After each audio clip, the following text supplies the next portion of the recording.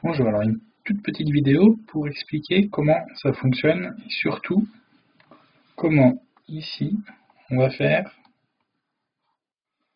pour démontrer que l'hypothèse est vraie pour n'importe quel nombre choisi. Alors, on a trois programmes de calcul.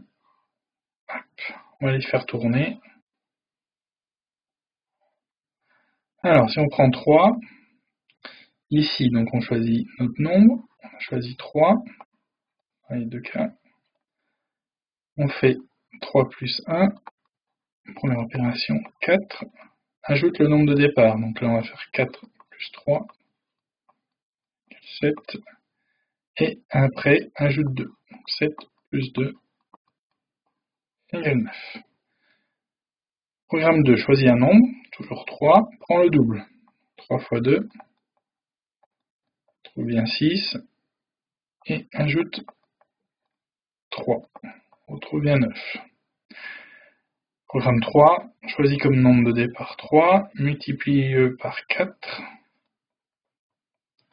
3 fois 4, 12, ajoute 5 au résultat, 12 plus 5 égale 17. Retranche 2 à ce résultat, 17 moins 2, ça nous donne bien 15. Et retire le double du nombre de départ, donc on fait 15 moins 2 fois 3.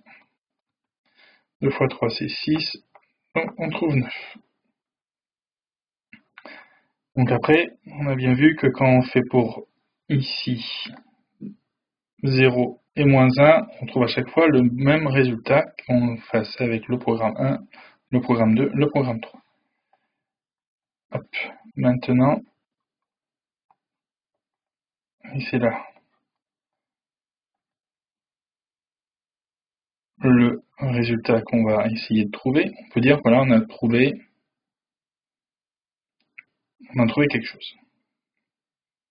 Après, il faudrait faire avec 0. Alors avec 0, si on prend 0, on va vite l'écrire avec 0 ici. Choisis un nombre, ajoute 1, ajoute le nombre au départ, on trouve 3. Et avec moins 1, ajoute 1, ça fait 0, ajoute le nombre de départ. Moins 1, ajoute 2, ça donne 1. Ok, donc maintenant, l'hypothèse qu'on fait, c'est que on trouve le même résultat avec les trois programmes de calcul. Maintenant, il faut démontrer cette hypothèse. Alors, l'idée ici, c'est donc de dire, alors ici on l'a pas refait, mais on choisit un nombre. Donc, alors ici, je vais l'appeler, alors souvent, on va essayer maintenant de généraliser ce qu'on a calculé. On va commencer en l'appelant n. Voilà. N, après, on ajoute 1 à n. Donc on fait n plus 1. On ajoute le nombre de départ. Donc on va faire n plus 1 plus n. Donc ça, c'est comme si on avait fait n plus n. 2 fois n plus 1. On revient ici, on a bien fait 2 fois 3, 6 plus 1, 7. Et on ajoute 2. Donc, au final, on a 2n plus 1 plus 2. Ce qui nous donne 2n plus 1 plus 2. 2n plus 3.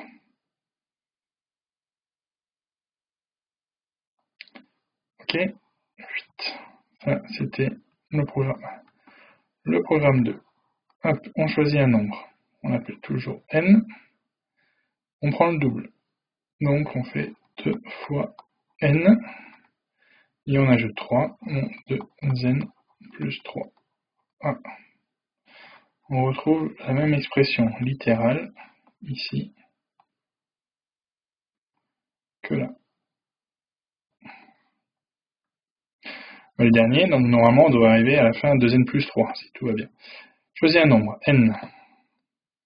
Multiplie-le par 4. 4 fois n. Ajoute 5 au résultat. 4n plus 5. Retranche 2. 4n plus 5 moins 2. Ça nous fait 4n plus 3. Retire le double du départ. 4n plus 3 moins 2 fois n. Et on retombe bien sur notre 2n plus 3. Et donc là, on voit bien que dans ce cas-là, on se retrouve avec, dans chaque cas, la même expression littérale. On va vérifier que ça fonctionne, par exemple. Là aussi, ça c'est quelque chose qu'il faut savoir faire, c'est remplacer ici n, si je remplace en n égale 0 ici, hop, que je calcule 2 fois, donc là je remplace n par sa valeur, donc 2 fois 0, plus 3, je retrouve bien 3, n égale moins 1,